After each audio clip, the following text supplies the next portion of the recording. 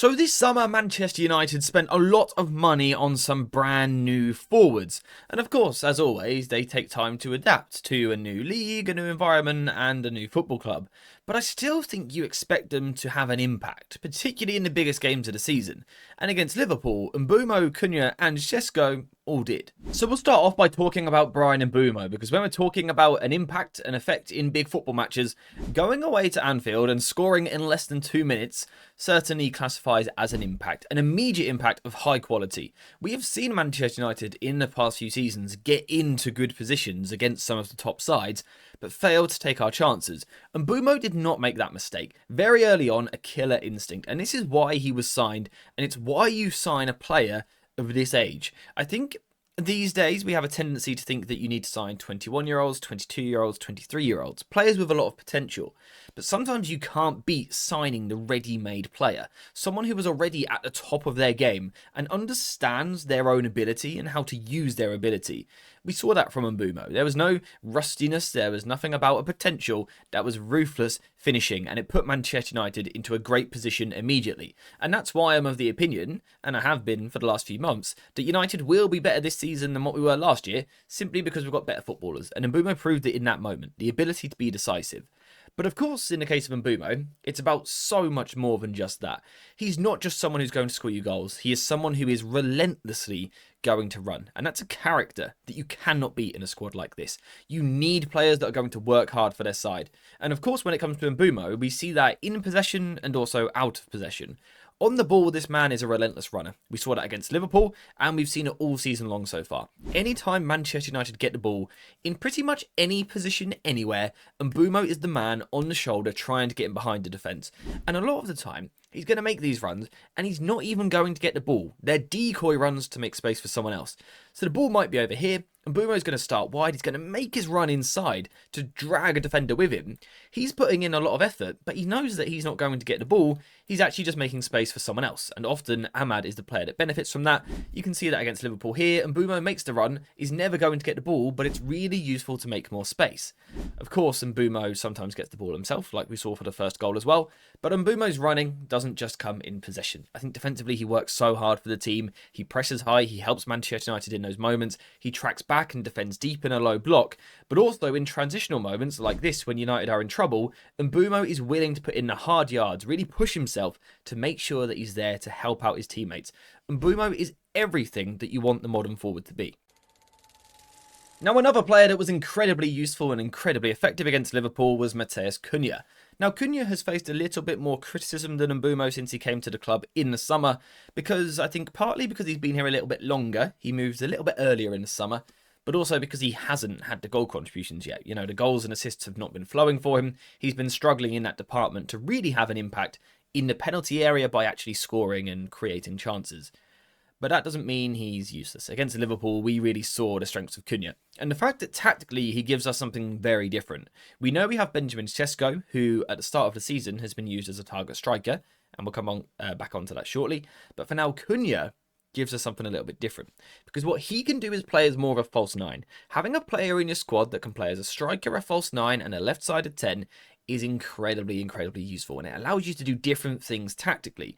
What we saw this weekend was United avoiding the first header, going long, pretty much passing to the Liverpool defenders, but by having Cunha in midfield, you know, starting up front but dropping deeper, it actually meant that every time that second ball dropped in the middle of the park, United had the extra number, and that's why these types of players are so useful for your squad. Slot literally admitted before the game he wasn't expecting this, so having a player like Cunha in your squad who is versatile allows Manchester United, before kickoff, to spring a surprise on the opposition, and that immediately disrupts all of their preparations for the game.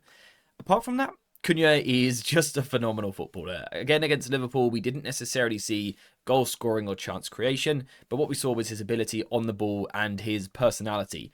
A battler, someone who wants to fight, not necessarily by crunching him with tackles, but by using his arms, using his upper body. He is not scared of pressure. He will take the ball in any situation. It doesn't matter if there's 3 or 4 around him. He doesn't shy away from those moments. He sort of rises to the occasion, trying to battle through in these moments. Really combative and really sort of plucky when he's on the ball. He doesn't just let the opposition come in and tackle him.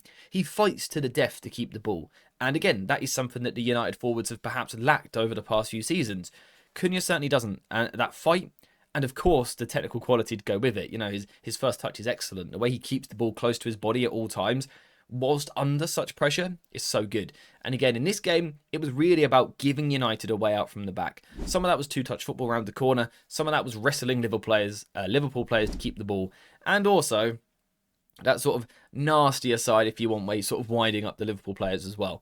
All in all, a great game from Cunha. Now, the final player that we need to talk about is Benjamin Sesko. Now, Sesko didn't actually start the game, and he didn't get too many minutes in this match. And I'm sure he would have been disappointed when he was told that he wouldn't be starting. He scored 2 goals in 2 games, he was finding his feet, he was finding some form. It would have been a blow not to start this match. However, it's also a good thing for United. It points to the depth that we have. That we can have someone like Sesko on the bench, and the starting 11 isn't weakened. We've just got that many good quality players. What I love about Sesko when he comes on is again that idea of tactical flexibility, tactical variety. Cunha brings one thing. Yes, he's physical, but wants to drop off and play as a false 9 and plays in these areas. Sesko just instantly gives United a different threat, a different avenue of moving the ball forward, using his pace to get in behind Konate, which is not easy to do. It immediately asks more questions of Liverpool, and importantly, I think, different questions.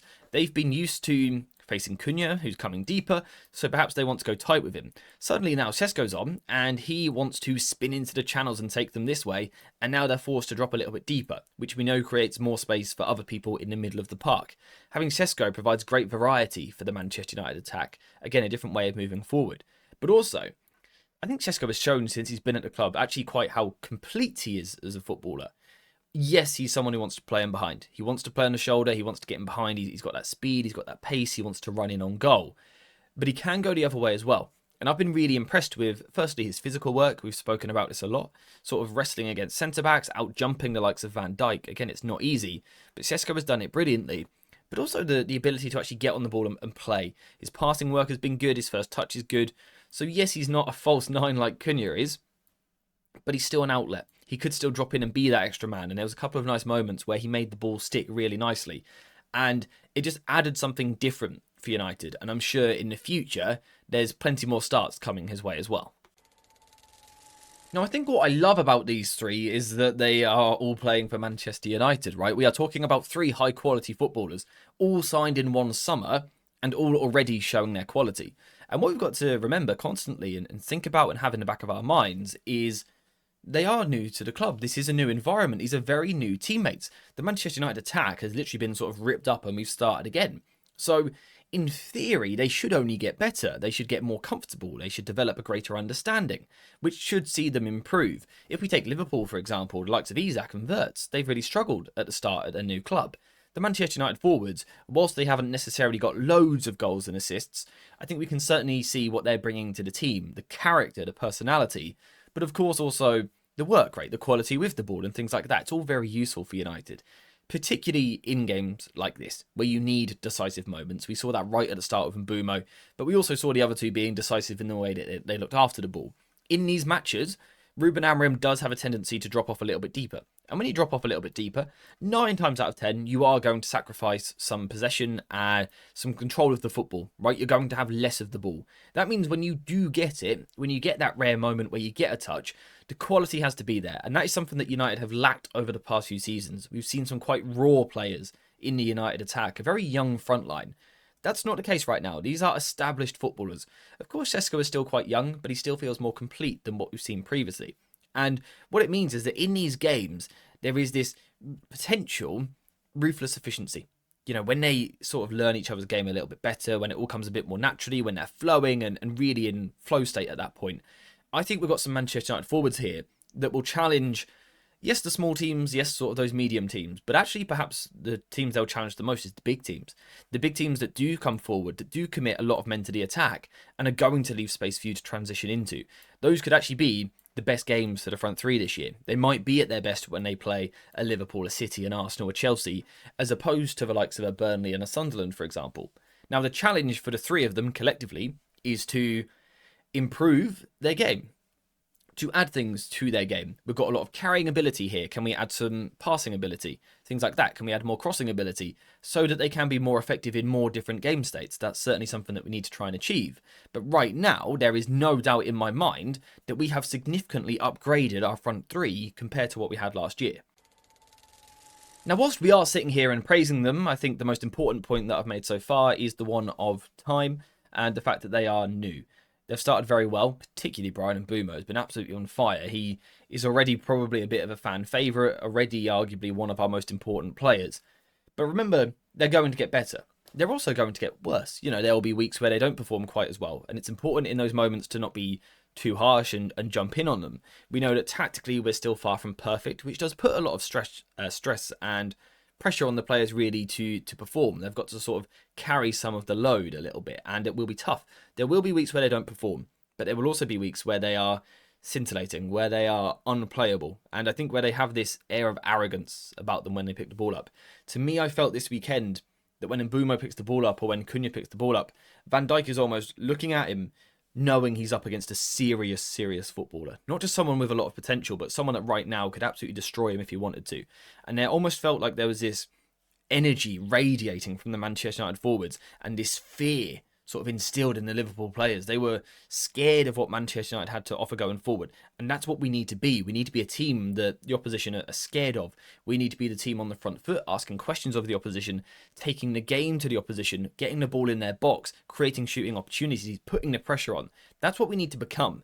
And whilst this front three is far from perfect in terms of the balance they have between each other, just individually, and the fact that they can coexist, means that Manchester United still can become very dangerous if just given a little bit of time, and even without time, they're still quite impactful, which is why the three of them are such good footballers and will be such good footballers for United, which is why I'm very happy, because we saw them really, for me, making a difference against one of the biggest teams in England, one of the biggest games of the season. So I'm very happy with our new front three. They need time to get a little bit better, but I'm sure we will give them time. I'm sure we will give them that opportunity to do exactly that. And that's what it's about now. It's about time, and I think it's about time that we wrapped the video up. So thank you guys very much for watching this one. I hope you have enjoyed it. If you have, please leave a like, subscribe, and also get your notifications on. But apart from that, we're done. So I'll see you in the next one.